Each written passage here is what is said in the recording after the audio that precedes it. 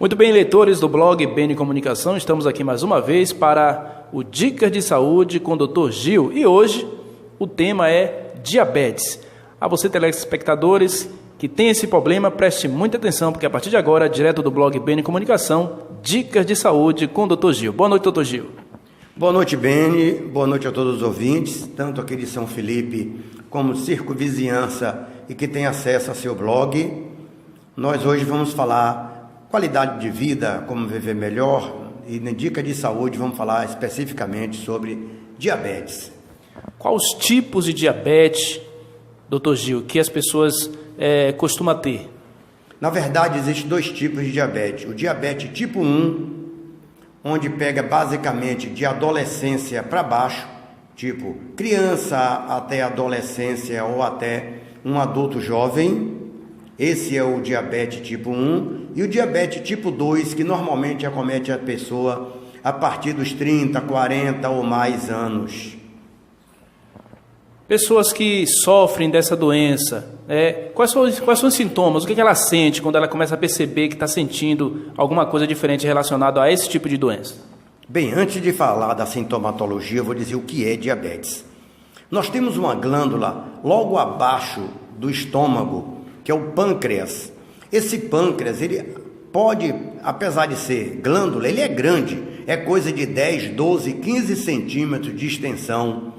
É como se fosse um pequeno leque ali. Esse pâncreas, além de ser um órgão exócrino, ele é também endócrino. Ele lança substância para dentro do intestino para a gente ajudar a dissolver proteínas. E a parte endócrina nele, que é a parte de endocrinologia, que ele vai lançar diretamente no sangue, são dois hormônios, o glucagon e a insulina. A insulina e o glucagon faz com que dê todo o equilíbrio da quantidade de açúcar que circula no sangue. Se você tiver muito açúcar circulante, o pâncreas vai lançar insulina e essa insulina vai fazer, entre aspas, como se ele abrisse a boca das células para o açúcar entrar nas células. Se você tiver uma baixa de açúcar, quem vai entrar em ação é o glucagon, que vai fazer com que o fígado secrete mais açúcar e jogue para o organismo para dar um equilíbrio. Tanto a baixa de açúcar quanto a alta demais dos níveis de açúcar no sangue, ela é prejudicial ao organismo. A baixa de açúcar, o cérebro, principalmente cérebro, ele não foi feito para realmente ter essa baixa de açúcar. Ele precisa de um nível normal de açúcar para ele funcionar bem. Então, o nível de açúcar normal varia de 60 a 99. Isso são padrões, porque onde surgiu esse padrão? Pega várias pessoas e vê que realmente as pessoas que não estão diabetes estão entre esses níveis. Menos de 50, a pessoa já pode começar a ter tontura, mal-estar, assim por diante. Baixa de 40, ele já começa a ficar totalmente tonto, desorientado e chega até a desmaiar. O que acontece muitas vezes com as pessoas que estão extremamente desnutridas ou pessoas que usam em excesso a quantidade de medicação que está usando para controlar o açúcar. Isso aí é basicamente o mecanismo de regulação do açúcar que a gente tem no organismo. O diabetes tipo 1, o pâncreas, ele não produz insulina. Quer dizer, se ele não produz insulina, o açúcar circulando dentro das veias e artérias fica ali e a pessoa tem o chamado diabetes tipo 1. Todo diabetes tipo 1, ele não pode usar hipoglicemiante, essas medicações orais para baixar o açúcar. Ele tem que usar insulina, porque ele tem deficiência de insulina, porque o pâncreas não produz insulina. O diabetes tipo 2 geralmente ocorre a partir de 40, 30, 35 ou mais, principalmente quando tem familiar diabético. Então, a genética é muito forte nessa história. Também tem gente que nunca teve familiares com diabetes e desenvolve diabetes por um erro, outro metabólico, principalmente os obesos sedentários, a partir dos 45, 50 anos. Isso aí é a faixa para ter diabetes tipo 1 ou tipo 2. Então, esse excesso de açúcar circulando dentro das artérias, eu costumo dizer a meus pacientes, eu faço a seguinte analogia: é a mesma coisa que você ter um tanque enorme de água e essa água começa a circular para um cano grosso, desse cano grosso dá para vários canos médios, desses médios vários pequenininhos e irrigar 1 milhão de hortas. Imagine, água tranquila. Um dia, e esses canos sendo de ferro e o tanque de ferro. Um dia o dono da horta diz assim: sabe o que mais? Eu vou botar sal nessa água. Sal com ferro não bate bem. Então ele bota, como vamos dizer assim, sal nessa água e vai estar circulando uma água com sal dentro de um cano de ferro.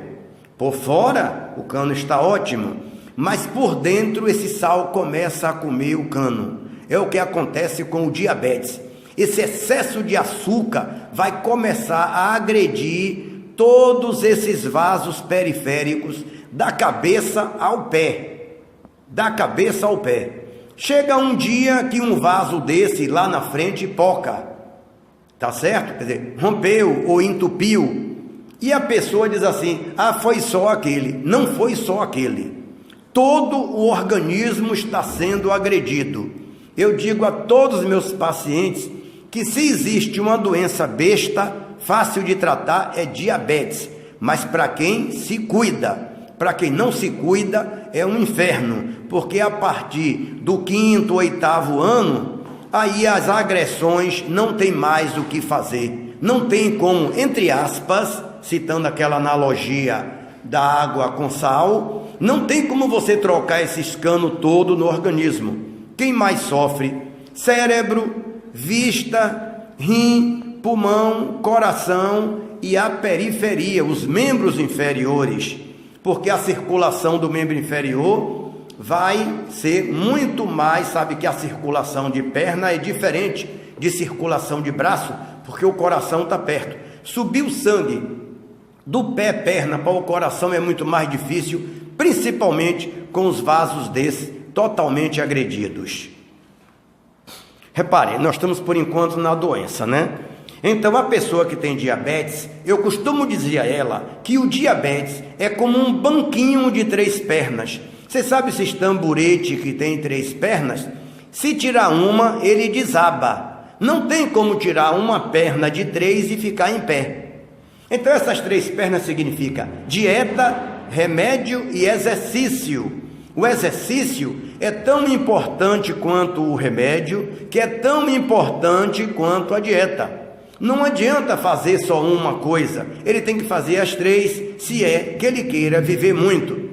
Diabetes, a pessoa pode viver 80, 90, 100, contanto que se cuide. Acabei de dizer que tudo é cuidado. Esse cuidado é medicação, exercício e dieta. O exercício é essencial, como eu disse na outra vez aqui, quando tivemos uma conversa sobre atividade física. O exercício, para quem quer viver muito, é exercício. Vocês podem ver que só magro e dinâmico passa de 85 anos. Para chegar a 90, 100, só o pessoal da área rural que esteja na área rural trabalhando. Porque o exercício é essencial. O que acontece com o exercício? Ele fazendo exercício, ele vai fazer com que a insulina que é produzida no pâncreas, ou ele tomando insulina, vai fazer uma captação melhor. Então, o exercício é essencial. A medicação, normalmente, a gente começa com dieta e exercício. Não resolveu, a gente entra com medicação oral. Essa medicação oral, ela tem 2 pilares. Uma, forçar o pâncreas a produzir insulina. 2, Outra medicação, fazer com que o fígado não lance mais açúcar ainda para a circulação. Essas medicações para se tomar, tem que ter muito cuidado.